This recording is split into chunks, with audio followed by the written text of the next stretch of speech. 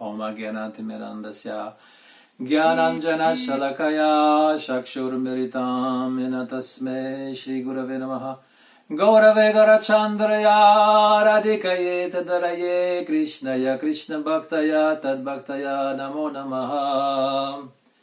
We're reading from Vedanta Sutra, 2nd chapter. The next sutra is about yoga. Etena Yoga Prayukta. This is the 3rd sutra in the 2nd chapter, and is saying what concerns Sankhya also concern yoga. The same refutation is made of yoga. Yoga is believes in Ishvara. There's one aspect of Niyama which says Ishvara Pranidhana. And so therefore it is better than Sankhya. But this Ishvara Pranidhana is only for meditation, because ultimately the goal is Kevalyam.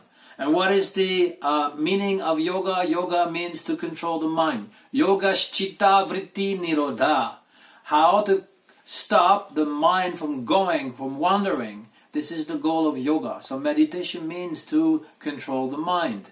So this is okay. Controlling of the mind and getting rid of bad samskara in the mind, and have some asana for and pranayam for health of the body is okay. But the philosophy of yoga, we have to understand this. What Vedanta Sutra is against is not about the practice of yoga, but its philosophy, which says that ultimately it is Kevalyam, and everything is created according to the Sankhya. There's no God creator, because even Ishvara Pranidhana doesn't mean that God is creating. It only means that God can help you to meditate, that's all. But nature is working on its own, doesn't need a creator. So this is, there are 6 philosophical schools in India. There are Sankhya and Yoga. They always go by two. Sankhya means theory and Yoga means practice. They have the same philosophical background.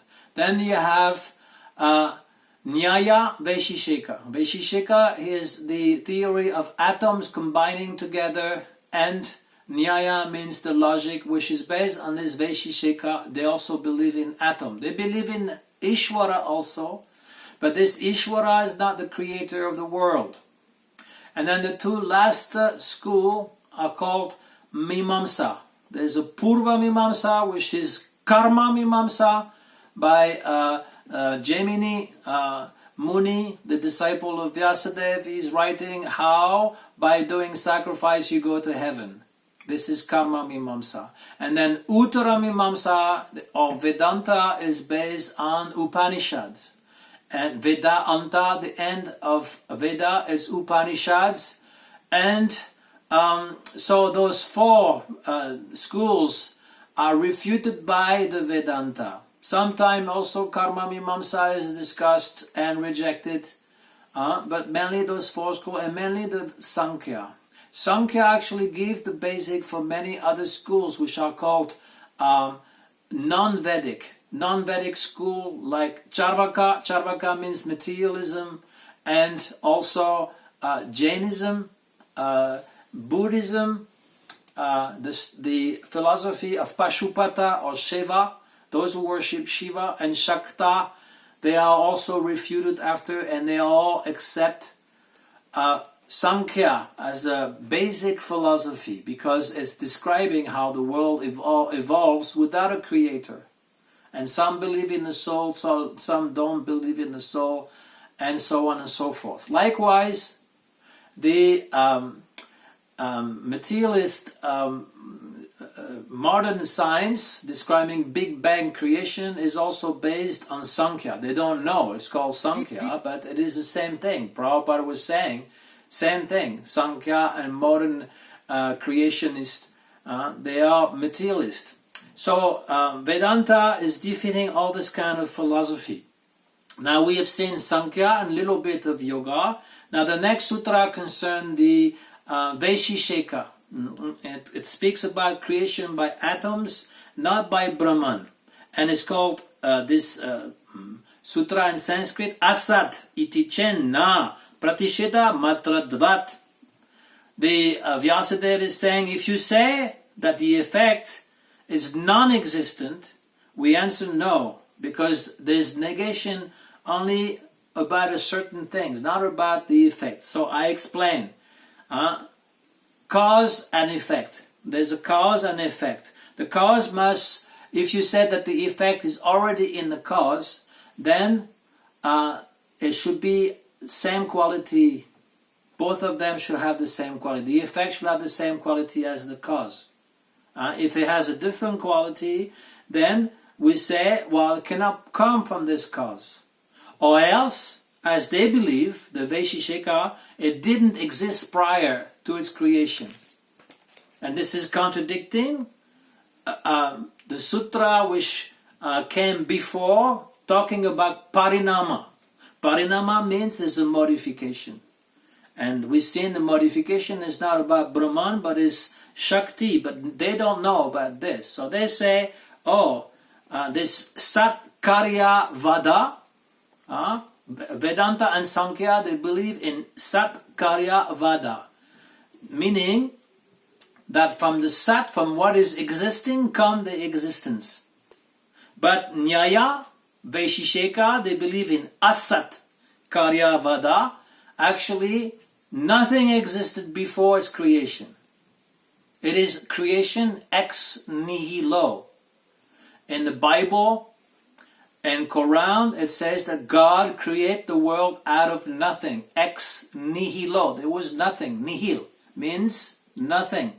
He creates out of nothing. It is not within himself. It is not outside of himself. God creates something completely anew. But this is contradicting what Vyasadeva said previously. So we give an example of a pot. Either we believe that when the potter is making the pot existed before, like some kind of a universal pothood, meaning that the potter is not imagining something new; he's creating something which already exists. Or else we believe that the pot is completely created out of nothing. It didn't exist before and is created totally new. So you may say, yes, the shape of the pot didn't exist. Yes, but that is not the point. The point is that the pothood existed before. I give this example, which is another example. Material example. I mean, there's a magician. Then he can manifest sometime a rose, he makes, like I've seen Dr. T in one of those festivals with Gurudev. He had some kind of a stick or something, and then the flame comes out, and then after the flame consumed, then there's a flower, a rose, and he gives it to Gurudev. So simple-minded people, children, they think, he created that out of nothing. Or some other magician can also have a rabbit coming out from the hat. But we know that the rabbit or the rose they were hidden somewhere. He just revealed it to us. So similarly, the creation of the world is like a magic. Maya means magic, and Mayan is a magician. He makes all this world appear. So I don't know if this is clear for you. What do you think? If there's any question. Because there is a question. First of all, why do we need to know all these things? Yes, this is the question sometimes devotees ask me. Why do we need all these things? Boring! We don't need it. It's complicated. We always want to hear Lila Katha, Rasa Lila Katha, and all these things. And I agree. This is much sweeter to hear Harikatha. But we have to understand proper Siddhanta. We have to understand exactly what to believe in, how to understand all this. Why? Because if you read any kind of book which is contradicting those theories, if you read a book on yoga and then it says something different, you'll be confused. You may argue with me, I never read any other books. Okay. But then you talk to someone. Preaching means talking. And that person will give you an argument saying, you have not understood how it works. And he will give you some arguments coming from modern science, from Sankhya, from yoga, from Buddhism, from I don't know what, and you will become confused. Moreover, you will not be able to convince about the validity of this philosophy. Those people who are asking questions, you will have weak arguments and weak conviction, because it's also about conviction. What you follow, you know for sure this is the truth. So that doesn't mean that you convert everybody to your thinking, but at least you should be convinced of the right conclusion. Siddhanta is important, Tattva Siddhanta is important, and all the Acharya, no matter how Rasik they were, like Vishwanath Chakravarti Thakur, then they also include Tattva Siddhanta. Any other question? Yes. You were saying that in Vaisheshika philosophy, they say that creation is done by the atom, not by Ishvara. Yes. Because, can you elaborate on that? Well, Kanada, he was a thinker of the Vaisheshika school, and he had a vision that actually the working out of matter, if you break down all the different elements, you find those little particle comes atom, and they combine to make molecules. And this is exactly what modern science is saying. We know that to make water, then you know oxygen, and you know hydrogen, and then you make water. And therefore this is accumulation of different atoms which makes all the creation. And it happened by itself, not by the working of Ishvara. But how do we know if it's not a work of Ishvara first, and then we just divide it into atoms to describe? But this is the thing about Vedanta. Vedanta means to understand that Shastra is giving us the proof. We have to understand what Shastra is saying in order to understand, yes, you can break it down to atoms, but ultimately there is a creator. Actually, in the Srimad Bhagavatam, which is a natural commentary on Vedanta Sutra, it is described as two kinds of creation. There's the primary creation and the secondary creation. Primary creation is a creation of Mahapurush, meaning Vishnu. Vishnu is creating by his looks. He's creating, animating the Prakriti, which is giving the basic elements. So when we say earth, water, fire, air, it breaks down to different atoms. That's also described in the Bhagavatam. How you can calculate time by the calculation of atoms, by counting the atoms. So even if you say, well, the finest element behind earth, behind water, behind fire, is atoms. Okay, but those atoms are working to compose this, and this is the Lord's creation. It is not independent. Because we know from Shastra and from Guru. This is the idea. So, if Vaisheshika philosophy is saying that the world is created by the atoms composition, who is Ishvara? What does he do, Ishvara, according to Vaisheshika philosophy? Ishvara is independent. Ishvara is he's supervising, let's say. In Vaisheshika philosophy, he's aloof. It's like nature acts on her own, and he's totally aloof. And he can serve as meditation, like in yoga. But he has no personal, something personal within creation. And he's not necessarily going to be the one who's going to save you by having different avatar and sending some different person in this world to save you. This is imperfect. Those philosophies are okay, but they are imperfect. They're not giving you the full story. And then that's why we become confused. We don't understand how it works properly. And why do we need to know these things when there are so many kinds of different knowledge in the world? You know, like you can know so many kinds of different insects, or so many kinds of different species in underwater, and why is the water running through your pipes, you know, and becoming hot when you're turning. People are very keen of this kind of knowledge, but they will not help you to resolve the problem of birth and death. And to understand the working of this material world, we have to be sharp and no confusion in our mind about what we believe and what we see, how we understand the world, and understand Bhagavan's play in the world, Bhagavan's motivation in the world.